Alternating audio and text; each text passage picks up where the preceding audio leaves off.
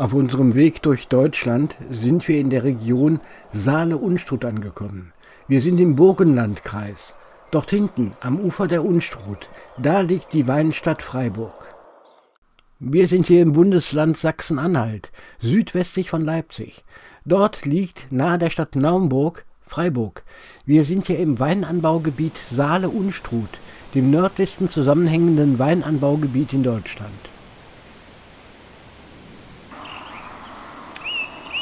Die geschützten Südhänge und der kalkhaltige Boden, die bieten ideale Voraussetzungen für den Weinanbau. Um die 400 Winzer gibt es hier. Das hier ist der sogenannte herzogliche Weinberg in Freiburg. Angelegt ist er wie ein barocker Weingarten, so wie die Weinberge hier im 18. Jahrhundert aussahen. Hauptrebsorten hier sind Weißburgunder, Silvaner und in kleineren Mengen blauer Spätburgunder.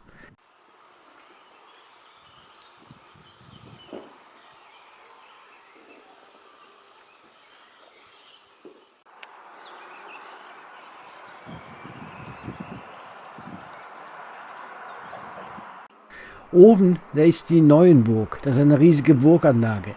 Elisabeth von Thüringen hat da eine Zeit lang gelebt. Darunter der Weinberg mit seinem Weinberghaus. Hier in der Region gibt es kaum einen Weinberg ohne ein solches kleines Haus. Wir sind jetzt am Marktplatz von Freiburg. Um 1090 siedelten hier die ersten Freiburger im Schatten der Burg. Sie konnten sich frei, das heißt ohne Abgaben, ansiedeln. Daher der Name Freiburg. Die Stadt entstand im 12. Jahrhundert aus der Vorburg, eine Planstadt, angelegt vom Landgrafen von Thüringen. Die meisten steinernen Häuser der Altstadt sind erst nach den Stadtbränden im 16. bis zum 18. Jahrhundert entstanden. Das Rathaus von Freiburg, direkt am Marktplatz. Alte Häuser, Kopfsteinpflaster, enge Straßen und Gassen, das ist Freiburg.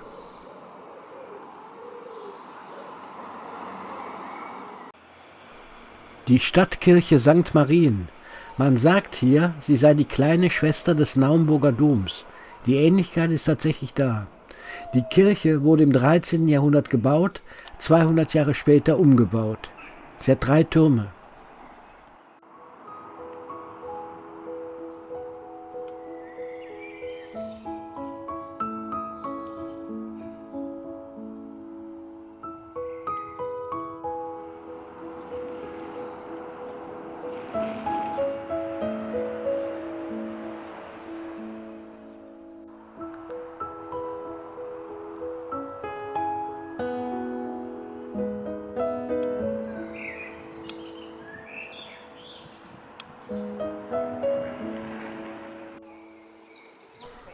Und immer wieder fällt in Freiburg der Blick auf die Weinberge. Schön. Es macht Spaß, in Freiburg durch die Straßen und Gassen zu gehen. Verwinkelte Gassen. Es gibt am Rand der Altstadt übrigens einen großen Parkplatz. Hier sind viele Straßen Einbahnstraßen.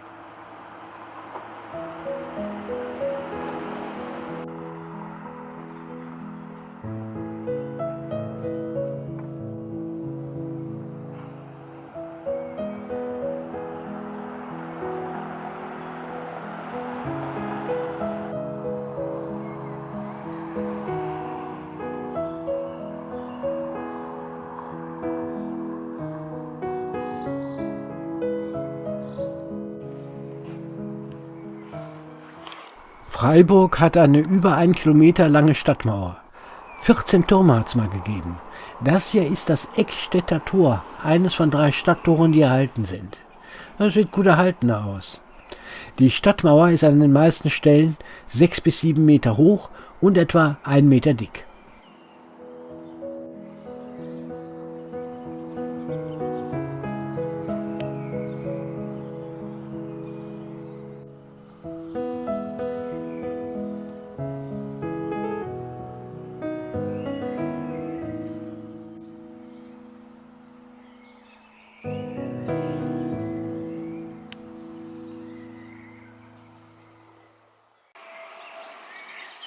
Kennt ihr Rotkäppchen, den Sekt?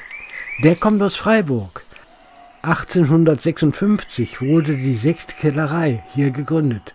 Vor ein paar Jahren hat man dazu eine Erlebniswelt eröffnet.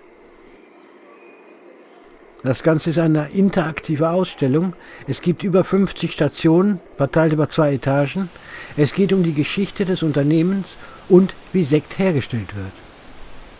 Förster eigenhändig 6000 Flaschen Sekt in einem unscheinbaren Hinterhaus in Freiburg abgefüllt.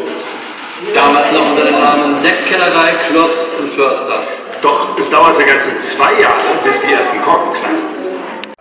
Man zeigt hier einige alte Flaschen, die eine historische Bedeutung haben. Viel dreht sich hier um Marketing.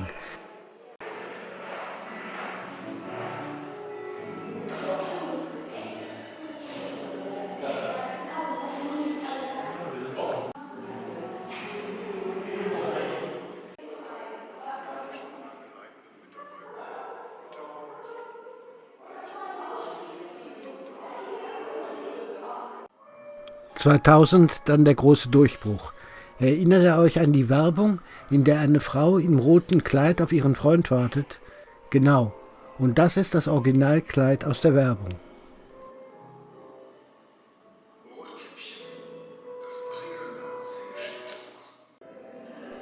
Aus 25 Eichen hat man 1896 das größte Cuvée-Weinfass Deutschlands gebaut. Das Volumen 120.000 Liter. Es steht im sogenannten Domkeller. Schaut euch mal die Schnitzereien an.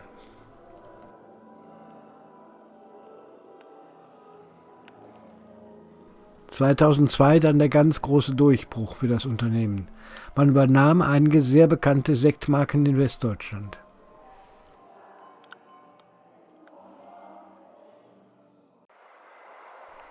Über den Dächern von Freiburg. Schön sieht's aus hier an der Unstrut. Diesen Anblick genossen hat ein Mann mit dem Namen Friedrich Ludwig Jahn. Man kennt ihn besser unter dem Namen Turnvater Jahn. Tja, und der hat mit dieser schönen Aussicht hier die letzten Lebensjahre in Freiburg verbracht. Er wurde hier sogar beerdigt. Heute ist sein Grab neben seinem Haus, also eigentlich in seinem Garten. Er hat erst in dem kleinen Haus da gewohnt und sich dann daneben ein größeres Haus bauen lassen. Dieses Haus ist heute Jahn-Museum. Turnvater Jahn, das da ist sein Grab, war der Initiator der deutschen Turnbewegung. Darum gibt es in Deutschland auch so viele Jahn-Turnhallen und Jahn-Sportplätze oder auch Jahn-Straßen.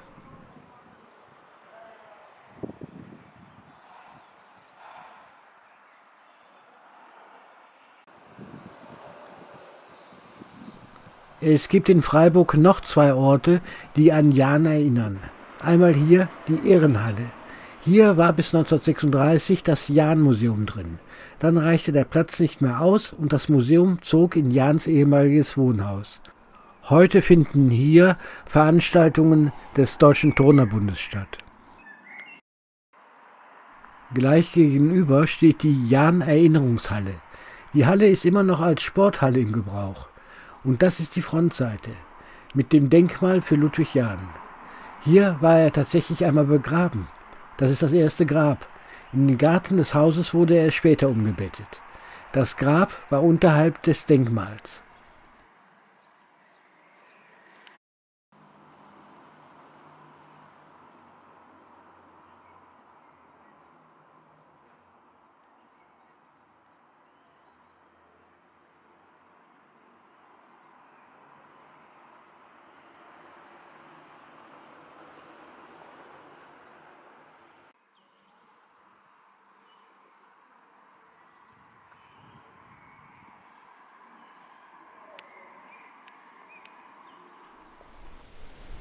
Wir fahren raus aus der Stadt. Da oben, über dem Tal der Unstrut, steht eine Klosterkirche. Sie gehört zum ehemaligen Benediktinerinnenkloster St. Bonifatius. Wir sind in Scheibnitz. Hier oben gibt es ein altes Gut. Das Kloster ist inzwischen aufgelöst. Die Kirche ist aus dem 12. Jahrhundert. Aber hier oben gibt es noch eine Aussichtsplattform. Und das ist der Ausblick von hier oben, auf Freiburg und das Tal der Unstrut. Das war's aus der Weinstadt Freiburg, hier an der Unstrut. In diesem Sinn, tschüss.